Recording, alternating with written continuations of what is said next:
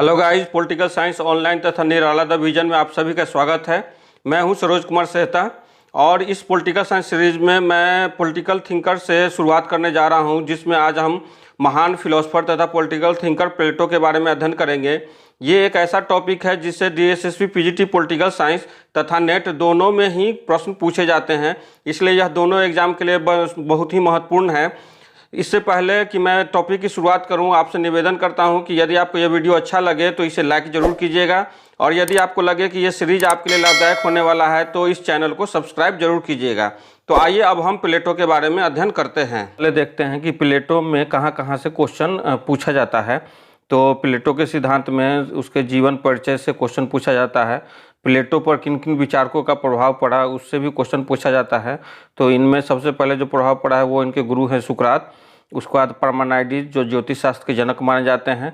उसके बाद हेराक्लिटस जो कि इतिहास के जनक माने जाते हैं और पाइथागोरस जो कि गणित के जनक माने जाते हैं। इन चारों विचारकों का प्लेटो पर प्रभाव पड़ा था। उसके बाद महत्वपूर्ण पुस्तक से भी सवाल आता है। तो इसमें प्लेटो के 3 महत्वपूर्ण पुस्तक है। उसने इससे और भी कई सारे पुस्तक लिखे हैं, लेकिन 3 महत्वपूर्ण है, जिसमें कि एक रिपब्लिक है जो इसका मुख्य पुस्तक है। उसके साथ साथ स्टेट्समैन और लॉज, ये 3 पुस्तक हैं इसके मुख्य पुस्तक। उसके बाद प्लेटो के राजनीतिक विचार से भी सवाल आते हैं। राजनीतिक विचार में न्याय के सिद्धांत, साम्यवाद के सिद्धांत, दार्शनिक राजा का सिद्धांत, शिक्षा का सिद्धांत, आदर्श राज्य का सिद्धांत तथा शासन प्रणाली से सवाल पूछे जाते हैं। तो आइए सबसे पहले हम प्लेटो का अब जीवन परिचय देखते हैं। प्लेटो के जीवन परिचय में हम देखते हैं कि प्लेटो का जन्म 427 ईसा पूर्व में यूनान के एथेंस नामक नगर राज्य में एक कुलीन परिवार में हुआ था। इनके परिवार के लोग एथेंस के शासक वर्ग से जुड़े हुए थे। इनके बचपन का नाम अरिस्टोक्लिस था, लेकिन व्यायाम शिक्षक के द्वारा इनका चौड़ा कंधा होने के कारण इनका नाम प्लेटो रखा गया। प्लेटो सेना के रूप में भी कार्य किए हैं और 3 युद्धों में भाग लिए हैं। प्लेटो 20 वर्ष की अवस्था में सुकरात के शिष्य बनते हैं और 399 ईसा पूर्व में जब प्लेटो 28 वर्ष के थे तब इनके गुरु सुकरात को उस समय के तत्कालीन लोकतांत्रिक शासन द्वारा विषपान कराकर मार दिया जाता है। इस घटना का प्लेटो के जीवन पर बहुत गहरा प्रभाव पड़ता है और इसी के बाद प्लेटो निर्णय लेते हैं कि अब वो दर्शन के क्षेत्र में अपना काम बढ़ाएंगे। तो इसको एक उनके जीवन का मोड़ माना जाता है। ये यहाँ से क्वेश्चन भी डीएसएसपी में पूछा है 2-3 बार। तो आप इसको ध्यान रखिएगा कि 399 बीसी में 28 वर्ष की और जब थे प्लेटो, उस समय में उनके जीवन में एक महत्वपूर्ण मोड़ यही आता है। उसके बाद जब उनकी गुरु की मृत्यु हो जाती है तो प्लेटो जो है वो एथेंस छोड़ करके चले जाते हैं। इसके बाद का 12 वर्ष का जीवन उनका अज्ञात है। संभवतः इन 12 वर्षों में उन्होंने विभिन्न देशों का भ्रमण किया है। इसके बाद प्लेटो 386 ईस्वी पूर्व में पुनः एथेंस पहुंचते हैं तथा अकादमी की स्थापना करते हैं, जिसके द्वार पर लिखा होता है गणित के ज्ञान के बिना इसमें कोई प्रवेश नहीं कर सकता है। अरस्तु इसी अकादमी में प्लेटो का शिष्य बने थे 402 ईसा पूर्व में। प्लेटो ने अपने एक मित्र के कहने पर सिराक्यूज के राजा को दार्शनिक शासक बनाने का भी प्रयास किया, परंतु वह असफल रहे। अंततः 347 बीसी में प्लेटो की मृत्यु हो जाती है। प्लेटो को दार्शनिकों का राजा तथा राजाओं को दार्शनिक बनाने वाला कहा जाता है। इससे पहले कि हम प्लेटो के राजनीतिक विचारों का अध्ययन करें, हम उनके कुछ दार्शनिक विचारों को देख लेते हैं, क्योंकि प्लेटो का जो भी राजनीतिक विचार है वो इनके इस दार्शनिक विचार पर ही आधारित है। तो पहले हम इस आधार को देख लेते हैं, फिर हम उनके राजनीतिक विचार को देखेंगे।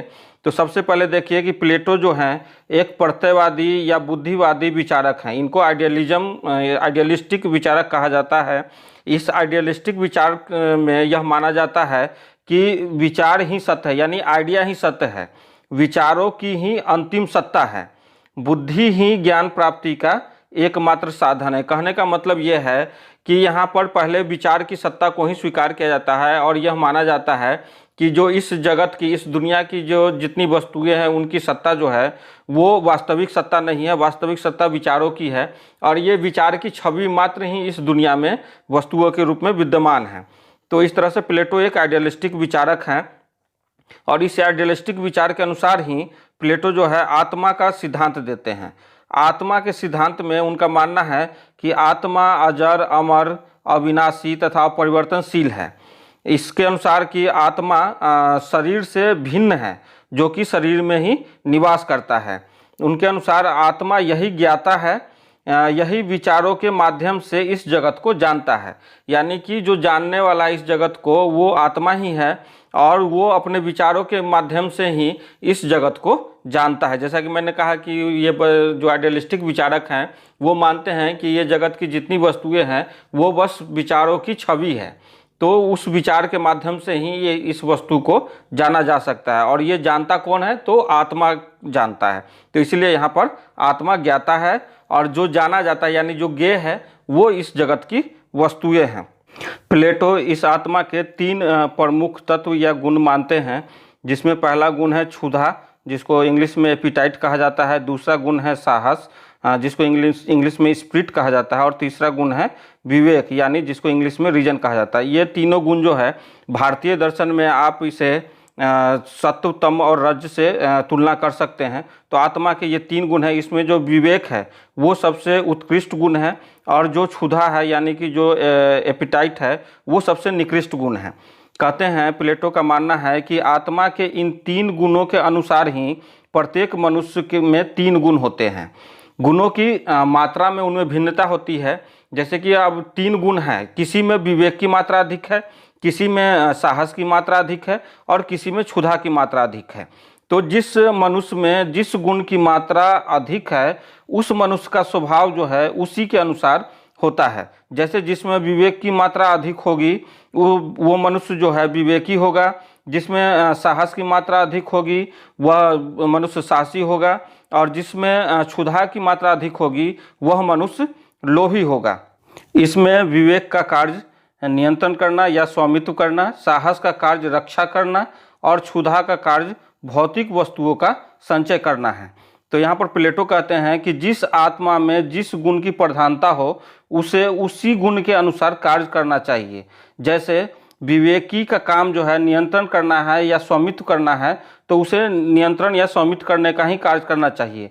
साहसी का काम रक्षा करना है तो उसे रक्षा करने का ही कार्य करना चाहिए। वहीं लोभी का काम चूंकि धन संचय करना है तो इसलिए उसका काम मुख्य रूप से जो होता है वो उत्पादन संबंधी कार्य होता है। तो प्रत्येक मनुष्य को अपने गुणों के अनुसार कार्य करना ही प्लेटो उचित मानते हैं। तो आत्मा संबंधी यही भी सिद्धांत जो है प्लेटो के पूरे राजनीतिक दर्शन का आधार है। अब हम प्लेटो का न्याय सिद्धांत देखते हैं। प्लेटो जो अपना न्याय संबंधी विचार है वो रिपब्लिक नामक ग्रंथ में देते हैं। इस न्याय संबंधी सिद्धांत को प्रतिपादित करने के लिए प्लेटो द्वंद्वात्मक पद्धति का सहारा लेते हैं। द्वंद्वात्मक पद्धति में एक दूसरे के विचारों द्वारा तर्क और वितर्क के आधार पर कोई सिद्धांत को प्रतिपादित किया जाता है। इन्होंने अपना सिद्धांत देने से पहले जो पहले से न्याय के संबंध में जो मान्यता थी या जो सिद्धांत थे पहले उसका खंडन किया है। तो अब हम देखते हैं कि पहले से कौन कौन सी मान्यता प्रचलित थी। तो पहले से 3 मत प्रचलित थे, जिसमें पहला था परंपरावादी सिद्धांत, जिसके समर्थक सेफलस तथा पोलीमार्कस थे। दूसरा सिद्धांत था उग्रवादी सिद्धांत, जिसके समर्थक थ्रेसीमाकस थे। और तीसरा सिद्धांत है यथार्थवादी सिद्धांत, जिसके समर्थक ग्लाकोन हैं। अब हम परंपरावादी सिद्धांत देखते हैं। परंपरा सिद्धांतवादी के समर्थक सेफलस हैं। सेफलस का कहना है कि न्याय जो है सत्य बोलने और कर चुकाने में निहित है। वहीं इस परंपरावादी सिद्धांत के एक और समर्थक पोलीमार्कस जो हैं वो कहते हैं कि न्याय प्रत्येक मनुष्य को वह देने में है जो उसके लिए उचित है। यहाँ पर उचित शब्द का प्रयोग करते हुए ये विचारक जो हैं यह निष्कर्ष निकालते हैं कि न्याय एक ऐसी कला है जिसके द्वारा मित्रों की भलाई और शत्रुओं की बुराई की जाती है। तो प्लेटो के द्वारा इस सिद्धांत का खंडन किया जाता है, जिसमें उन्होंने तर्क दिया है कि न्याय जो है वो कला नहीं है। जैसा कि इन्होंने कहा है कि न्याय एक कला है, क्योंकि न्याय जो है कला नहीं है, क्योंकि कला जो होता है वो अच्छा या बुरा दोनों काम कर सकता है, लेकिन न्याय जो है केवल अच्छा ही करता है, बुरा नहीं करता है। उसके बाद जो परंपरावादी सिद्धांत जो कहता है कि यह मित्रों की भलाई और शत्रुओं की बुराई करता है। तो यहाँ पर प्लेटो का मानना है कि वास्तविक रूप से शत्रु कौन है इसकी पहचान करना बहुत ही कठिन है, क्योंकि कोई भी व्यक्ति होता है कि सामने में लगेगा कि आपका हित सोच रहा हो और हो सकता है पीठ पीछे वो आपको नुकसान पहुंचाने का प्लान बनाता हो या नुकसान पहुंचाने की कोशिश करता हो। तो इसलिए वास्तविक शत्रुओं की पहचान करना संभव नहीं है। तीसरा जो तर्क देते हैं कि जिस हिसाब से परंपरावादी सिद्धांत के समर्थक बताते हैं कि न्याय जो है मित्र की भलाई और शत्रुओं की बुराई करता है, तो प्लेटो कहते हैं कि न्याय का कार्य मित्र और शत्रु सभी की भलाई करना है। वो न सिर्फ मित्रों की भलाई करता है बल्कि शत्रुओं की भी भलाई करता है। तो इस प्रकार परंपरावादी सिद्धांत का खंडन करते हैं। उसके बाद आते हैं उग्रवादी सिद्धांत में। उग्रवादी सिद्धांत के समर्थक जो हैं थ्रेसीमार्कस हैं। थ्रेसीमार्कस के अनुसार शक्तिशालियों का हित ही न्याय है। तो शक्तिशाली, सबसे शक्तिशाली किसी राज्य में कौन होता है? तो शासक होता है। तो यहाँ पर शासक ही सबसे शक्तिशाली है, अतः इसके हित में कार्य करना न्याय होगा। और जब शासक के हित में कार्य करना न्याय होगा तो ऑब्वियस सी बात है कि अपने हित में कार्य करना अन्याय होगा। अब कोई भी व्यक्ति जो है वो यही चाहेगा कि वो अपने हित की पूर्ति करे, अपने स्वार्थ की पूर्ति करे। तो कोई भी व्यक्ति कैसे अपने स्वार्थ की पूर्ति कर सकता है? तो कोई भी व्यक्ति अन्यायी होकर ही अपने स्वार्थ की पूर्ति कर सकता है, क्योंकि शासक के हित में करना है, शासक के हित में काम करना ही न्याय है। और अपने हित में कार्य करना जब अन्याय है, तो जब कोई भी व्यक्ति अपने हित की स्वार्थ की पूर्ति तभी कर सकेगा जब वो अन्यायी होगा। तो इसलिए ये इस आधार पर थ्रेसीमार्कस कहते हैं कि कोई बुद्धिमान व्यक्ति जो है वो अन्यायी होकर ही अपने हित की पूर्ति कर सकता है, अतः अन्यायी व्यक्ति न्यायी व्यक्ति की अपेक्षा अधिक ज्ञानी, अधिक बली और अधिक प्रसन्न होता है। इसका खंडन करते हुए प्लेटो कहते हैं कि किसी भी शासन का उद्देश्य अपने हित की पूर्ति करना नहीं बल्कि जनहित में कार्य करना होता है। इसलिए थ्रेसीमार्कस का यह कहना ही गलत है कि शासक के हित में कार्य करना ही न्याय है। दूसरा जो तर्क देते हैं वो ये कहते हैं कि जो व्यक्ति ज्ञानी होता है उसे अपनी सीमा की पता होता है। जब उसे अपनी सीमा का ज्ञान है तो वो अपनी सीमा के अनुसार ही कार्य करेगा, किसी दूसरे के साथ होड़ नहीं करेगा। तो यहाँ वह क्या करेगा? अपने स्वभाव के अनुसार कार्य करेगा। तो इस प्रकार ये उग्रवादी सिद्धांत के जो समर्थक थ्रेसीमार्कस है उनके सिद्धांत का खंडन करते हैं। न्याय संबंधी तीसरा प्रचलित मत यथार्थवादी सिद्धांत है, जिसके समर्थक गलाकोन है। गलाकोन का मानना है कि न्याय एक रूढ़िजन कृत्रिम वस्तु है। न्याय के लिए वह एक समझौतावादी सिद्धांत का अनुसरण करते हुए एक प्राकृतिक अवस्था की कल्पना करते हैं, जिसमें कहते हैं कि प्रत्येक मनुष्य जो है स्वतंत्र रूप से दूसरे के साथ अन्याय करता है और स्वयं अन्याय का शिकार होता है। जब यह स्थिति असह्य हो जाती है तो व्यक्ति इस अन्याय से त्राण पाने के लिए एक समझौता करता है और इस समझौता के द्वारा कानून बनाता है और उस कानून के डर से वह न्याय का पालन करता है। तो इसीलिए ये निष्कर्ष निकालते हैं कि न्याय जो है डर का शिशु है एवं दुर्बलों की आवश्यकता है।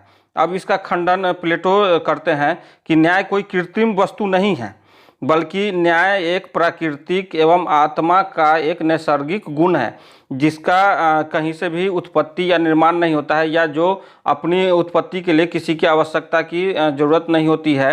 ये स्वयं में एक प्राकृतिक और नैसर्गिक है और शाश्वत है। इस प्रकार प्लेटो इन तीनों सिद्धांत का खंडन करते हैं और इन तीनों सिद्धांत का खंडन करने के बाद अपना न्याय का सिद्धांत देते हैं। प्लेटो अपना न्याय का सिद्धांत देने के क्रम में कहते हैं कि प्रत्येक आत्मा में 3 गुण होते हैं। इन तीनों गुणों के अनुसार ही मनुष्य का स्वभाव होता है और उस स्वभाव के अनुसार ही प्रत्येक मनुष्य का कार्य होता है। जैसे कि विवेक का कार्य नियंत्रण करना, साहस का कार्य रक्षा करना और क्षुधा का कार्य जो है भौतिक वस्तुओं का संचय करना है। तो प्लेटो का कहना है कि अपने अपने स्वभाव के अनुसार कार्य करना तथा दूसरों के कार्य में हस्तक्षेप नहीं करना ही न्याय है। तो ये प्लेटो का न्याय का जो परिभाषा वो यही है कि अपने अपने स्वभाव के अनुसार कार्य करना तथा दूसरे के कार्य में हस्तक्षेप नहीं करना ही न्याय है। इस प्रकार प्लेटो के न्याय की जो विशेषता कुछ निकल के आती है वो हम देख लेते हैं कि प्लेटो का न्याय जो है व्यक्तिगत भी है और सामाजिक भी है। व्यक्तिगत किस संदर्भ में है कि यहाँ पर व्यक्ति के आत्मा के 3 गुण हैं और उस 3 गुण के अनुसार व्यक्ति का स्वभाव है। जिस आत्मा में जिस गुण की प्रधानता होती है उस गुण के अनुसार उसका स्वभाव होता है। तो इस प्रकार हम देखते हैं कि यह व्यक्तिगत है। और सामाजिक इसलिए है क्योंकि इन गुणों के अनुसार प्रत्येक व्यक्ति का एक सामाजिक समूह बनता है। जैसे जो विवेक जिसमें है वो विवेकी बनते हैं, जो जिसमें साहस है वो रक्षा का काम करते हैं, और जो जिसमें क्षुधा की प्रधानता है तो वो उत्पादन का कार्य करते हैं। तो इस प्रकार यह सामाजिक वर्ग का भी निर्माण करता है। तो इस प्रकार प्लेटो का न्याय सिद्धांत जो है व्यक्तिगत भी है और सामाजिक भी है। उसका प्लेटो का न्याय सिद्धांत जो है अहस्क्षेप का सिद्धांत भी है। अहस्क्षेप का सिद्धांत कहने का मतलब है कि यहाँ प्रत्येक व्यक्ति जो है अपने स्वभाव के अनुसार कार्य भी कर रहा है, लेकिन दूसरे के कार्य में हस्तक्षेप नहीं कर रहा है। इसी कारण इसे अहस्क्षेप का सिद्धांत कहा गया है। उसके बाद जो प्लेटो का सिद्धांत है न्याय सिद्धांत, वो कार्य विशिष्टीकरण का भी सिद्धांत है। कार्य विशिष्टीकरण का मतलब क्या है कि किसी भी कार्य में विशिष्ट होना। तो यहाँ पर देखेंगे कि प्रत्येक व्यक्ति के आत्मा के गुण के अनुसार उसका कार्य है, और वो अपने अपने कार्य के अनुसार, स्वभाव के अनुसार या गुण के अनुसार ही कार्य करता है। तो इस प्रकार प्रत्येक व्यक्ति का अपना विशिष्ट कार्य है। तो उसके बाद अगला जो विशेषता है प्लेटो के न्याय का, वो ये है कि प्लेटो का जो न्याय सिद्धांत है वो आत्मसंयम का सिद्धांत है। आत्मसंयम का सिद्धांत कैसे है? क्योंकि इसमें 3 गुण वाले जो सामाजिक वर्ग हैं उनको अपने अपने क्षेत्र में ही कार्य करना होता है, दूसरे के क्षेत्र में हस्तक्षेप नहीं करना होता है। तो इस कारण से उनको स्वयं पर आत्मसंयम स्थापित करना होता है। तो इसलिए यह सिद्धांत जो है आत्मसंयम का भी सिद्धांत है। तो इस प्रकार प्लेटो का न्याय सिद्धांत यहीं खत्म होता है। उसके बाद अब हम इसका अगला सिद्धांत शिक्षा का सिद्धांत देखते हैं। प्लेटो के दर्शन में शिक्षा का जो है महत्वपूर्ण स्थान है। वह शिक्षा को बुराई का नष्ट करने वाला तथा मनुष्यों को सन्मार्ग की ओर ले जाने वाला मानता है। उसके अनुसार शिक्षा जो है मनुष्य को आत्मज्ञान का पाठ पढ़ाकर उसे कर्तव्यपरायण तथा न्यायी बनाता है। वह शिक्षा को आत्मा के शुद्धिकरण का एक स्रोत मानता है। तो अब हम देखते हैं कि उस समय में प्लेटो के समय में यूनान में 2 तरह की शिक्षा पद्धति प्रचलित थी। पहली शिक्षा पद्धति थी एथेंस की, और दूसरी शिक्षा पद्धति थी स्पार्टा की। तो सबसे पहले हम देखते हैं एथेंस में किस तरह की शिक्षा पद्धति थी। तो एथेंस में निजी आधार पर शिक्षा दी जाती थी, यानी कि पारिवारिक स्तर पर एथेंस में शिक्षा की व्यवस्था किया गया था। कोई सरकारी सहायता शिक्षा के लिए नहीं मिलती थी। एथेंस में महिलाओं को शिक्षा का अधिकार नहीं था, महिलाओं को शिक्षा नहीं दी जाती थी। जो छात्र होते थे उनको 18 वर्ष तक साहित्य, संगीत और व्यायाम की शिक्षा दी जाती थी। उसके बाद 2 वर्ष तक सैनिक शिक्षा का प्रावधान था। वहीं दूसरी तरफ स्पार्टा में शिक्षा का मुख्य उद्देश्य जो था वो स्वास्थ्य एवं वीर सैनिकों को प्रशिक्षित करना था। इसके लिए जो शिक्षा राज्य के द्वारा दिया जाता था, और मुख्य रूप से अनुशासन तथा युद्ध की ही शिक्षा दी जाती थी। लेकिन एक सबसे बड़ी बात जो यहाँ थी कि स्पार्टा में महिलाओं को भी पुरुषों के समान ही शिक्षा दी जाती थी। हालांकि दोनों का अपना अपना एक गुण था शिक्षा पद्धति का, लेकिन दोनों में कई सारी कमियां भी थी। जैसे स्पार्टा में जो युद्ध का उद्देश्य था वो सिर्फ और सिर्फ सैनिक के उत्पादन करने का था। वहाँ पर मानसिक या बौद्धिक विकास पर जोर नहीं दिया जाता था। और जो यहाँ का जो एथेंस का शिक्षा पद्धति था उसमें जो कमियां थी वो थी कि महिलाओं को वहाँ पर शिक्षा का अधिकार नहीं था, और दूसरी बात है कि राज्य इसमें कोई सहायता नहीं करती थी। तो प्लेटो ने जो अपनी शिक्षा का सिद्धांत दिया उसमें एथेंस और स्पार्टा के शिक्षा पद्धति का मिश्रण करते हुए दोनों के अवगुणों को दूर कर और उसके गुणों को शामिल कर लिया। इसके साथ ही साथ इसमें उसने उच्चतर शिक्षा संबंधी अपना सिद्धांत भी दिया है। अब हम प्लेटो का शिक्षा संबंधी योजना देखते हैं। तो प्लेटो की शिक्षा योजना को 2 स्तर पर दिया है। पहला है प्राथमिक शिक्षा और दूसरा है उच्चतर शिक्षा। इसमें शिक्षा जो है राज्य के द्वारा देने की बात की गई है, महिलाओं को भी शिक्षा देने की बात की गई है। और यहाँ पर जो प्लेटो के शिक्षा सिद्धांत है उसमें इसका उद्देश्य जो है शारीरिक और मानसिक दोनों का विकास करना है। तो सबसे पहले हम प्राथमिक शिक्षा को देख लेते हैं। तो प्राथमिक शिक्षा को प्लेटो ने 3 भागों में बांटा है। जन्म से लेकर 6 वर्ष तक, 6 से लेकर 18 वर्ष तक और 18 से 20 वर्ष तक, इन 3 भागों में प्राथमिक शिक्षा को बांटा है। इसमें जो पहला स्तर है जो जन्म से लेकर 6 वर्ष तक है, इसमें बच्चों को सरल कहानी तथा उदाहरणों द्वारा नैतिकता और धार्मिक सत्य का पाठ पढ़ाया जाएगा। इस अवस्था में चरित्र का निर्माण होता है। अतः बच्चों को ऐसी कहानियाँ नहीं सुनाई जानी चाहिए जिससे कि बच्चों को मृत्यु का भय हो, देवताओं के प्रति श्रद्धा हो, सत्य से घृणा हो। तो ऐसी कहानियाँ उनको नहीं सुनाया जाना चाहिए। प्लेटो तो यहाँ तक कहता है कि यदि कोई लेखक इस तरह की कहानी लिखता है तो उसको राज्य से निष्कासित कर देना चाहिए। उसके बाद जो प्राथमिक शिक्षा का दूसरा चरण है, दूसरे चरण में शरीर और मन दोनों के विकास के लिए व्यायाम तथा संगीत की शिक्षा देने का प्रावधान किया गया है। इसमें संगीत विद्या के अंतर्गत गान विद्या, काव्य विद्या, साहित्य विद्या, गीत, नृत्य एवं वीणा वादन आदि की शिक्षा दी जाएगी।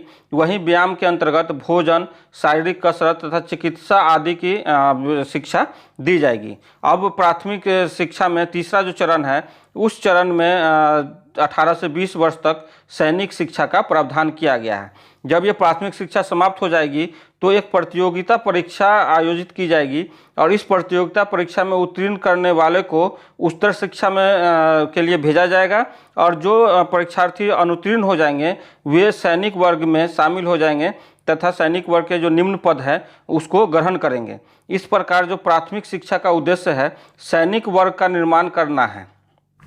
अब हम प्लेटो के उच्चतर शिक्षा को देखते हैं। तो प्लेटो ने उच्चतर शिक्षा को भी दो चरण में बांटा है।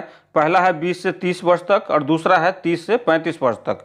प्रथम चरण में जो 20 से 30 वर्ष तक है उसमें स्टूडेंट को गणित, ज्यामिति, ज्योतिष शास्त्र एवं साधुनिक शास्त्र इत्यादि की शिक्षा दी जाएगी। यहाँ सबका अपना दार्शनिक ज्ञान भी है और व्यवहारिक महत्व भी है इन सब्जेक्ट का, इसलिए यहाँ से विद्यार्थियों को दार्शनिक और व्यवहारिक दोनों शिक्षा दिए जाने का प्रयास किया गया है। उसके बाद जब 30 वर्ष तक जब ये विद्यार्थी ये शिक्षा ग्रहण कर लेंगे उसके बाद एक प्रतियोगिता परीक्षा होगी और इस प्रतियोगिता परीक्षा में उत्तीर्ण वाले को जो दूसरा चरण है उसमें शिक्षा लेने के लिए भेजा जाएगा और जो अनुत्तीर्ण होंगे उनको राज्य के निम्न प्रशासनिक पद तथा सैनिक के रूप में नियुक्ति दी जाएगी। अब दूसरे चरण में जो 30 से 35 वर्ष की अवस्था है उसमें विद्यार्थियों को द्वंद्वात्मकता पद्धति द्वारा, द्वंद्वात्मक पद्धति यानी वाद विवाद और तर्क के द्वारा प्रत्येक वस्तु के सार का ज्ञान कराने का प्रयास किया जाएगा। विभिन्न शास्त्रों के पारस्परिक संबंध का ज्ञान कराने का प्रयास किया जाएगा तथा अंततः शिव के स्वरूप यानी कि सत्य के दर्शन का प्रयास कराया जाएगा। इस शिक्षा जो जब 35 वर्ष तक की शिक्षा वो ग्रहण कर लेंगे इसके बाद इन्हें राज्य के उच्चतम पदों पर नियुक्त किया जाएगा, जहां पर ये 30 से 35 वर्ष तक ये सार्वजनिक पदाधिकारी के रूप में कार्य करते हुए संसार का व्यवहारिक ज्ञान प्राप्त करेंगे। और जब ये संसार का व्यवहारिक ज्ञान प्राप्त करके इस कठोर परीक्षा में पास हो जाएंगे तब वो लोक व्यवहार और शास्त्रों का गंभीर ज्ञान रखने वाले दार्शनिक शासक बनने के अधिकारी हो जाएंगे। तो इस प्रकार हम देखते हैं कि प्लेटो का जो शिक्षा सिद्धांत है उसमें उत्पादक वर्ग के लिए कोई शिक्षा का व्यवस्था नहीं किया गया है, सिर्फ सैनिक वर्ग और शासक वर्ग इन दोनों के शिक्षा के लिए ही व्यवस्था किया गया है और इस शिक्षा के माध्यम से केवल सैनिक वर्ग और दार्शनिक शासक वर्ग ही बनेंगे। इनके लिए उत्पादक वर्ग के लिए कोई शिक्षा का सिद्धांत नहीं दिया गया है। तो इस प्रकार प्लेटो के हम दो सिद्धांत का देखें, न्याय सिद्धांत तथा शिक्षा सिद्धांत। अब हम अगले वीडियो में प्लेटो के अन्य सिद्धांत जैसे साम्यवाद का सिद्धांत और दार्शनिक राजा का सिद्धांत, आदर्श राज्य का सिद्धांत इत्यादि के बारे में एक अगले वीडियो में लेकर के आएंगे। धन्यवाद।